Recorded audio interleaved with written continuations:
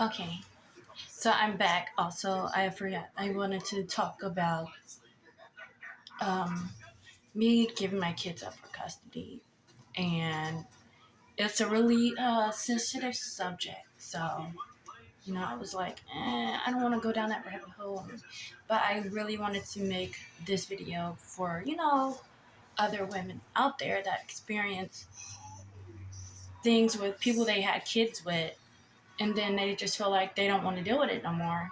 And that's the best way to cut all ties or whatever they so happen to choose to do.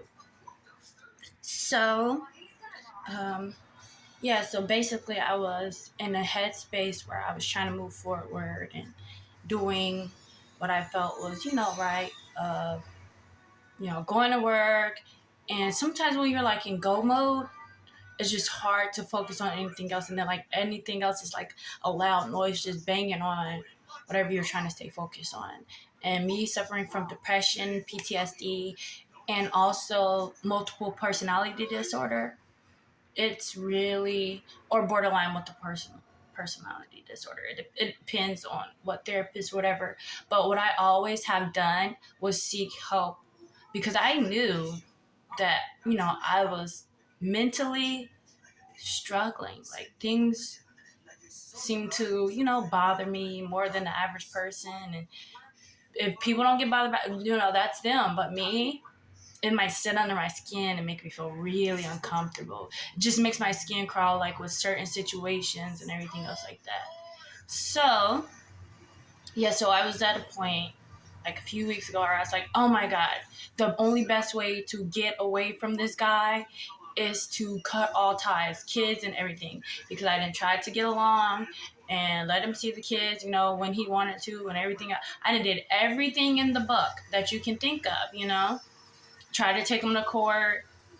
Guy don't pay child support to save his life and everything else like that.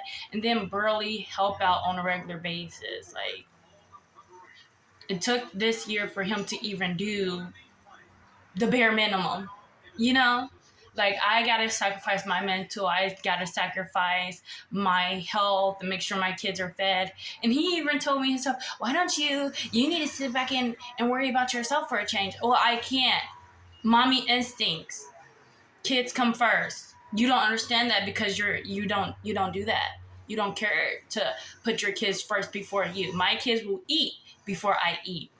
My kids will be bathed and dressed before I am. Like, I have to make sure they're okay. If they're crying, it hurts my ears. I want to know why they're crying, and I want to dissolve the situation.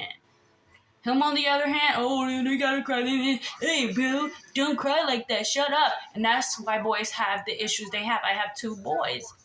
Boys are told to shut up. You can't cry. Stop crying. You're crying for no reason. I don't like the way that sounds. Like, crying for no reason. How do you know my child is crying for no reason? So, what made me say that I was going to give my children him custody and everything else like that, he offered to pick me up from work and everything else like that, and we ended up getting into it for the dumbest thing ever. And then he literally sat there. I was like, yeah, I can't wait to take you to court. Well, I'm going to take you to court, and I want to see how much you love your children. I want to see you fight for your kids. Oh, I can't wait. And what did he do? It made my skin crawl. It made me disgusted with him.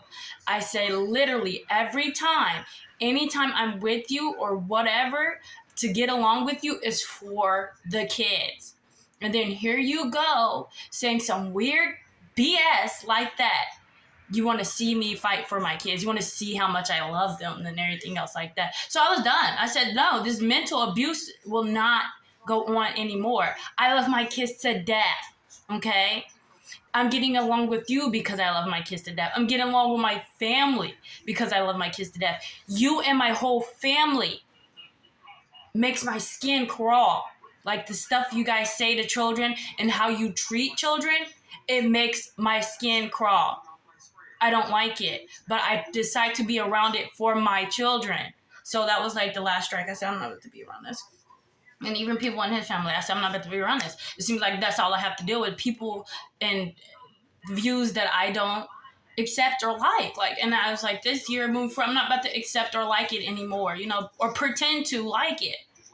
My mental health is more than that. So I told him, I said, I'm not going to fight. I said, you can have them. I don't even want to see them anymore.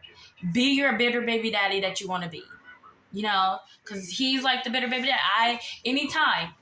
Anytime that he wanted to see the kids, as long as he was helping and providing like he should have, he was able to see them. But I tell you, when he just has them and he purposely ignores my calls day in and day out, he'll do just the weirdest BS, knowing that I need to hear my kid's voice, knowing that that's how I am as a parent, to make sure my kids are okay. I like to check on them. I like to talk to them. I like to hear their voices. And he will cut off contact and stuff just to get under my skin. And I was like, he can have that. So I ended up making like a rant on Facebook.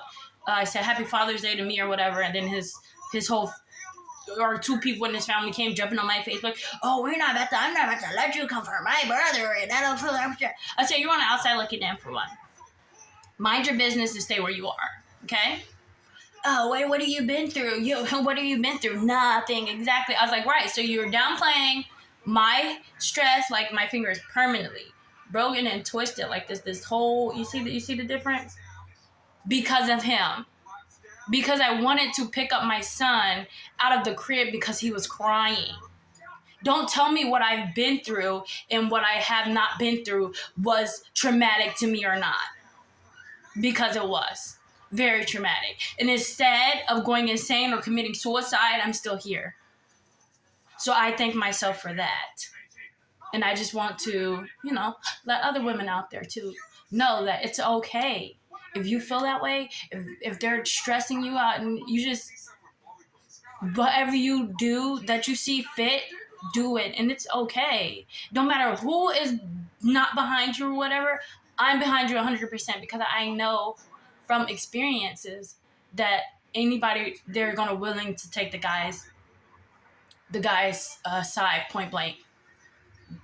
You can tell your story, not tell your story. Oh, you should be grateful that he's different. It's so many deadbeat fathers out there. He is a deadbeat. Buying diapers here and there, showing up here and there, that's not a father. Not in my book. A father goes through the amount of pain and stress as a mom does, day in and day out. He called me, Phoenix woke me up at, what did he say, like 3 a.m. in the morning? Oh, I appreciate it because I got to start being woken up more often. I said, welcome to the club. Shut the fuck up. Leave me alone. Welcome to the club. Welcome to the club. You're just now experiencing that. Come this year, your oldest is 4 years old. You're just now experiencing that. But you're father of the year, though.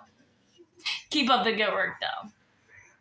How many pointless nights I was pregnant and had another baby because I felt stuck and trapped with you?